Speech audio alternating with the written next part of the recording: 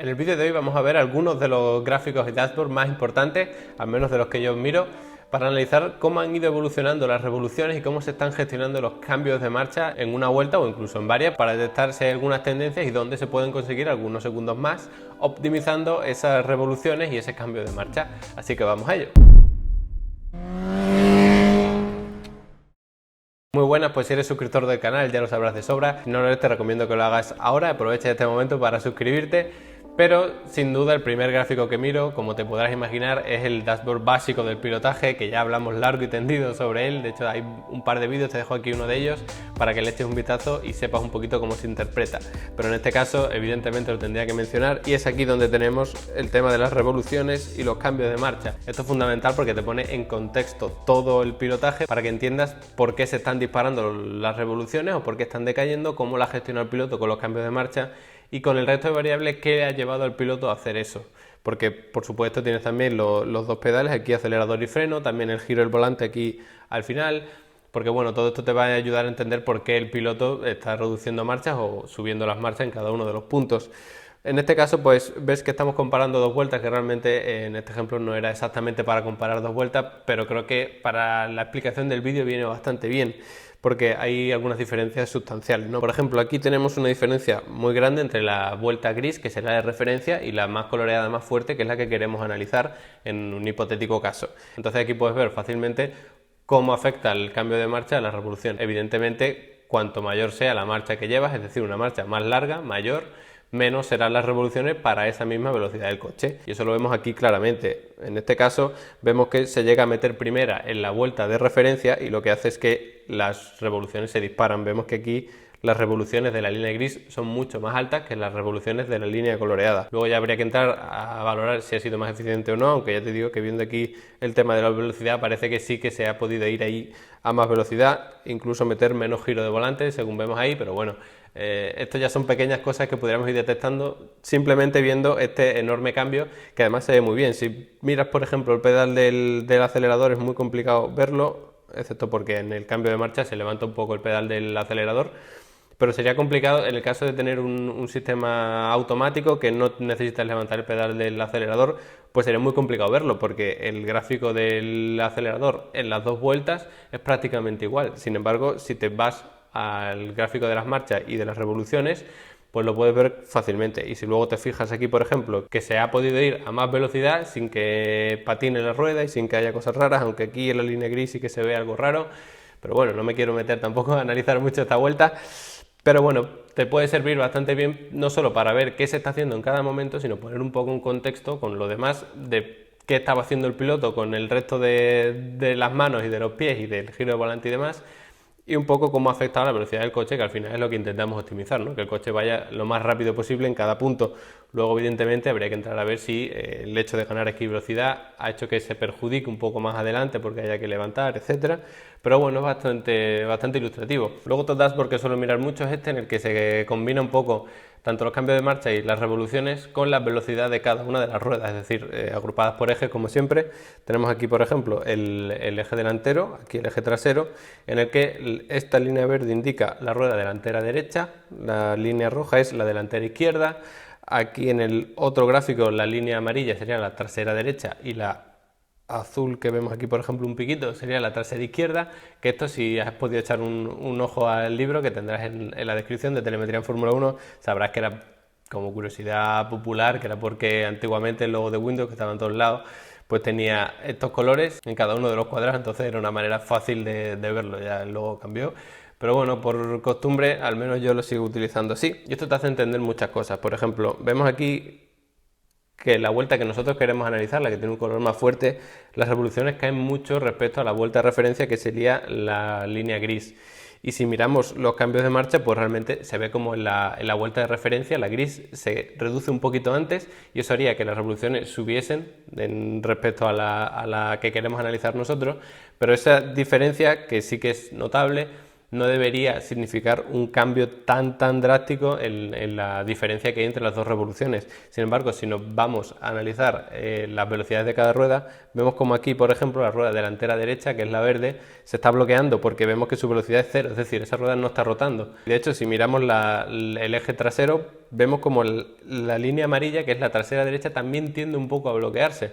Que esto ya es más raro, es decir, se está llegando a un extremo. De hecho, normalmente cuando la rueda tiende a bloquearse no se queda completamente fija, no sé que sea una pasada de frenada extrema. Pero bueno, la idea es que con estos gráficos de la velocidad de cada rueda puedas entender bien por qué se está comportando así las revoluciones. Porque, por ejemplo, si tú miras el gráfico del freno, pues puedes intuir que en una se frenó un poco más que en otra, que se aplicó más presión a ese pedal del freno, pero no puedes saber hasta qué punto llegaron a bloquear las ruedas o hasta qué punto eso provocó una decaída en las revoluciones tan extremas. Y pasa algo parecido cuando en vez de bloquear lo que hace es patinar la rueda cuando se acelera demasiado fuerte. Esto evidentemente lo que pasa es que vemos como una de las velocidades de la rueda se dispara porque esa rueda está patinando. Entonces la rueda está conectada a todo el sistema de transmisión y demás, entonces haría que las revoluciones se disparasen como si realmente el coche estuviese rodando si tuviésemos en cuenta solo esas ruedas. Esto es un poco simplificado a rasgos generales, pero bueno, para que lo entendamos. Así que en esta comparativa tenemos un caso que digamos que lo resume un poco todo. En este caso aquí vemos como en la vuelta de referencia se va en segunda y en la que nosotros queremos analizar se va en primera. ¿Qué provoca esto? Pues que haya una diferencia en las revoluciones muy altas.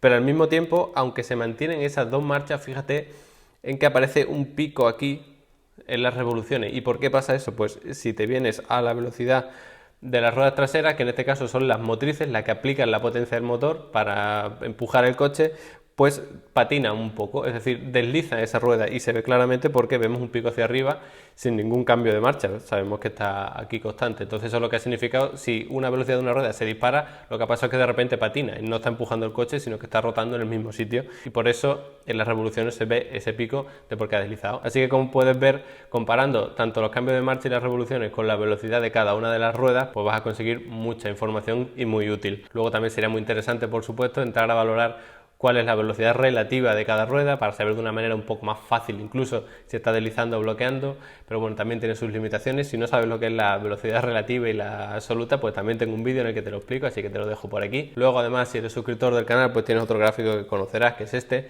En este caso lo que nos interesan, digamos que son estos dos, que este es el de las revoluciones y este es el de las marchas, que como sabrás son histogramas. Es decir, te mide cuánto tiempo ha pasado en cada rango, las revoluciones, la marcha, lo que sea. Es decir, en primera marcha hemos pasado este tiempo o estos metros, en el caso de que alguien lo quiera valorar así, yo lo suelo hacer por tiempo. En segunda marcha hemos pasado este tiempo, en tercera este, en cuarta este, en quinta este. Es decir, en la marcha en la que más tiempo por vuelta pasamos es en segunda, luego en tercera, luego en cuarta, luego en primera y luego en quinta.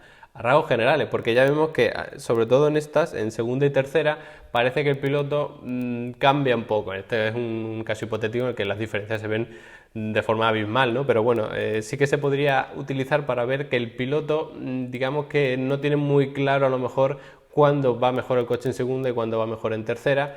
Habría que entrar a valorar si es en las reducciones, si es en aceleración, si hay algunas curvas o algunos puntos del circuito en los que el coche en tercera va demasiado ahogado y en segunda va demasiado revolucionado o viceversa, o si hay algo de ese estilo, pero bueno, como puedes ver, pues es bastante ilustrativo. Y luego el de las revoluciones, pues un poco más de lo mismo. En este caso vemos como en esta franja, entre las 4.000 y las 5.000, la vuelta de referencia pasó más tiempo, mientras que luego entre las 5.000, 5.500 aproximadamente por aquí, pues la que queremos analizar pasó más tiempo que la de referencia.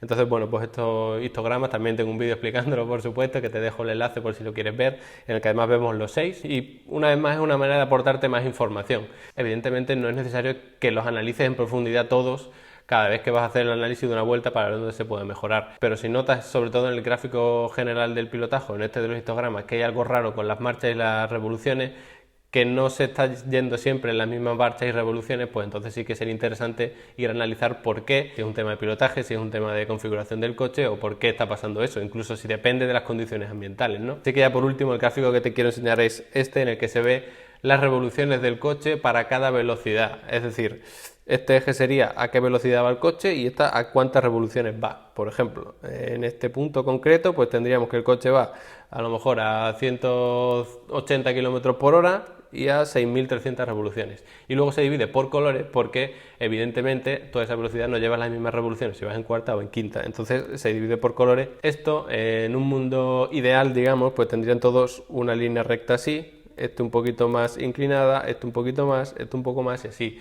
Para de esa manera tú tener unos rangos óptimos, es decir, si tú sabes que el coche va bien entre 5.500 y 6.500 revoluciones, por ejemplo, pues trazas aquí una línea más o menos en los 5.500, otra en los 6.500 y esto sería lo que te queda en este caso en primera, es decir, deberías ir en primera desde esta velocidad hasta esta velocidad, luego en segunda desde esta velocidad hasta donde esta línea corte con la de la segunda velocidad. Lo bajas y aquí esto sería primera, esto debería ser segunda, esto tercera. Pero ¿qué pasa? Que esto digamos que es un mundo un poco más ideal. Se puede utilizar como guía, por supuesto, de hecho se debería utilizar como guía, pero como ves no es algo tan lineal y tan perfecto. Luego tienes aquí muchísimo ruido, ves aquí por ejemplo en la cuarta muchísimo ruido. ¿Pero por qué? Pues porque depende del tipo de pilotaje, unos prefieren ir en marchas más largas y apretar más el acelerador que ir en marchas más cortas y regular un poquito más el acelerador, que también depende evidentemente de la pericia del piloto. Entonces al final aparece siempre mucho ruido. Este gráfico concreto es el que yo saco con el software de Levelab y entonces lo que hago es pintar, digamos que unos márgenes de referencia, que los ves aquí, que son estas líneas que tienen como una especie de sombra gris. Sí, es cierto que ya he garabateado esto mucho y apenas se ve, pero bueno, para que te hagas una idea, si se estuviese yendo perfectamente con un pilotaje muy clavado y además con un setup bien ajustado, pues tendríamos que estas líneas, que en este caso puedes ver por aquí con la sombra, pues se estaría ajustando perfectamente a lo que sería la línea de cada una de las marchas.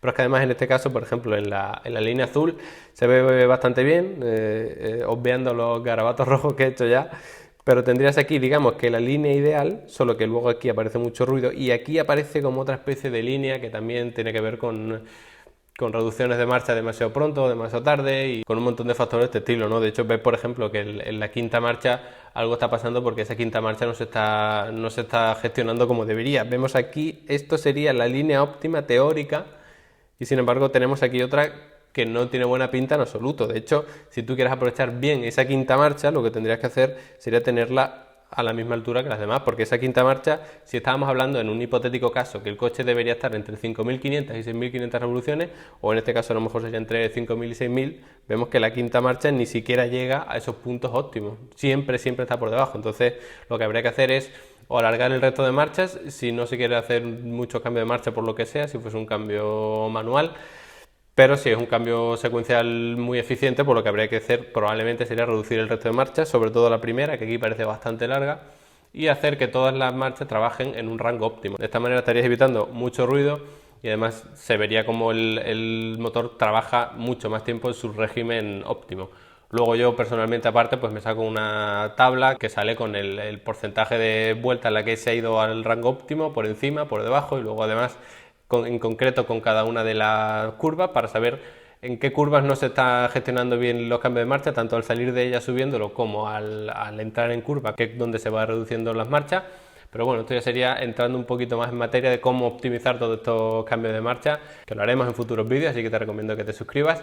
Y nada, estos son los 4 gráficos o dashboards fundamentales que yo creo que hay que mirar sí o sí si quieres profundizar en los cambios de marcha. Ya veremos cuáles son estos rangos óptimos, por ejemplo, en los que el piloto tiene que moverse para llevar el motor con la máxima potencia posible. Y nada, esto ha sido todo, espero que te haya gustado, no olvides suscribirte y nos vemos en la próxima.